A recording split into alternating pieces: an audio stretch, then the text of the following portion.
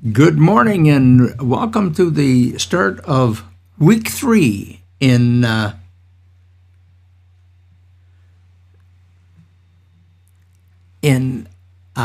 Morning Scoreboard. Week 3 changes. We're starting to shape up. Don't seem to be a little rough this weekend. Today was a hectic weekend. Let's get right at it as best we can. First thing we want to take a look at are the transactions in the NHL. Colorado assigned defenseman Brad Hutt to their AHL affiliate in Colorado as well. Florida Panthers were called Grigor Dizmazenko from Charlotte. Los Angeles Kings sent Jacob Movar to Ontario in the American Hockey League.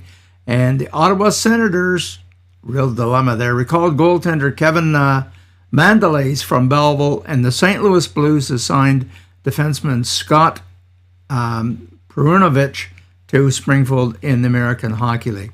Okay, let's get at it. Check your breath. NHL scores from Saturday night. Tampa 3, Dallas 1. Washington 2, Boston 1, Colorado 5, Florida 3, Columbus 4 at Toronto 3. That one hurt. Rangers 6, Carolina 2, Arizona 5, St. Louis 6 in OT. Minnesota in a shootout over the New Jersey Devils 3-2. Winnipeg over Chicago 4-1. Los Angeles shut out the Pittsburgh Penguins 6-0. Detroit 5-2. The Red Wings continue to amaze.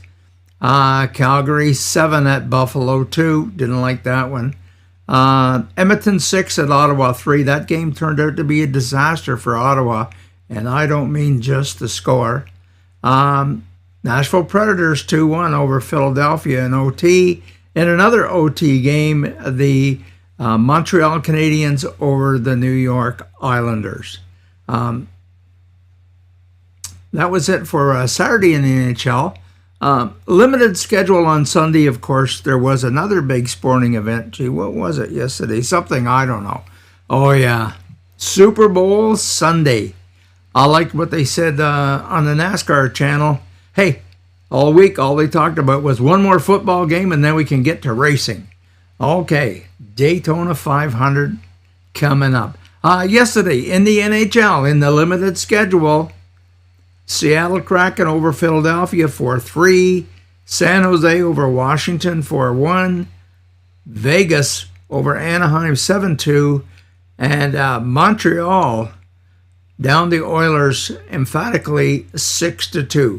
Pretty big schedule coming up tonight in the NHL. Calgary's at Ottawa. Who's going to be in goal?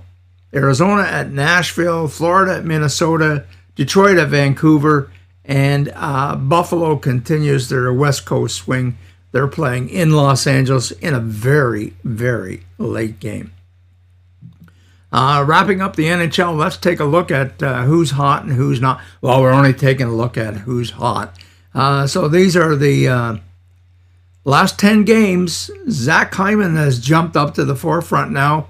18 points in the last 10 games.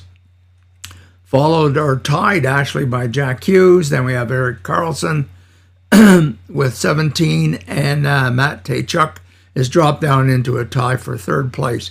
So you can take a look at the rest of those guys. That's your hot 15. A little closer to home. Scores in the CCHL on Saturday night. Cornwall over Renfrew in a shootout, 3-2. Thank you, Cornwall. And Kempfel beat Ottawa, the front runners, 6-4. Yesterday in the CCHL, it was Ottawa 4 at Renfrew 3. Smith Falls 4 over Pembroke with 3. Rockland defeated Nepean 5-3. They were tied 3-3 late in that game. Carleton placed 6 over Brockville 3. Looks like a pretty wide spread, but actually the game was much closer than that.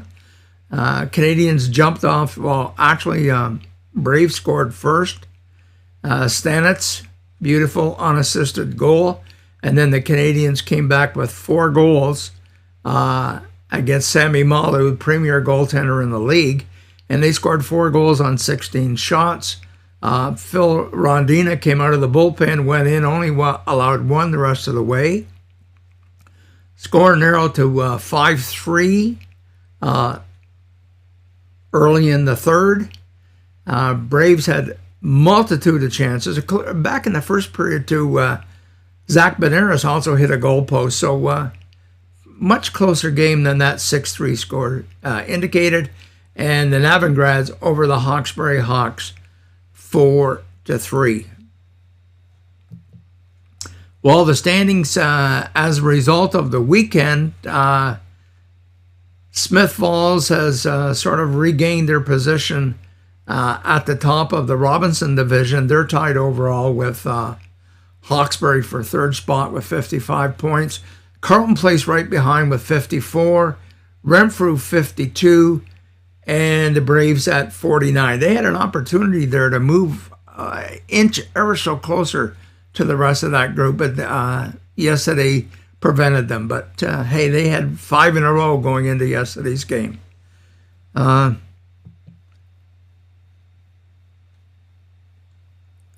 too much coming up. I guess we don't even have anything coming up for...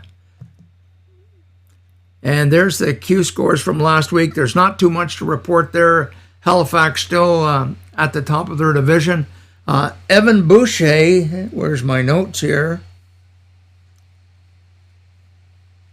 40 games played, and he's got 19 goals and 8 assists for 27 points. Pretty good for Evan, who started off the year with an injury. In the OHL, Peterborough Petes, who are now the team for Gavin White, haven't fared very well since the trade deadline, but that's no reflection on Gavin. Since Gavin has come to the Petes, and it's now a month and a couple of days, he's played 15 games. He's got 2 goals, 9 assists, 11 points in 15 games. And remember, Gavin's a defenseman. So, and the Kingston Frontenacs are edging ever closer to the Petes. So things aren't looking very good there. Over in the OJ with Gavin McCarthy. I don't know if I had the Blades score. Well, the Blades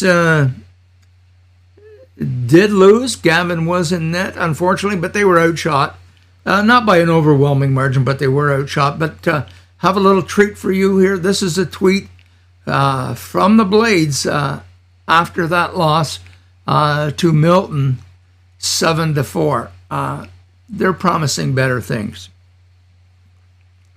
Out in British Columbia, take a look at this. Salmon Arm 6-1 win over Nanaimo on Saturday.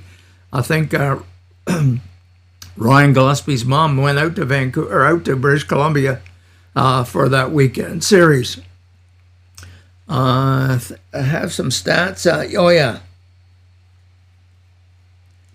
Ryan's now up to 7 goals and 20 assists. He's played 41 games so far this year. Hockey East, Northeastern and Providence on Friday night tied 3-3. I looked at the game stats. Cody did dress, and he actually had 3 shots on goal. So that's it for the morning scoreboard report. This is Monday, February the 13th. Yesterday was my brother Rich's birthday, and tomorrow is Valentine's Day. Thanks very much for watching, and we'll see you tomorrow.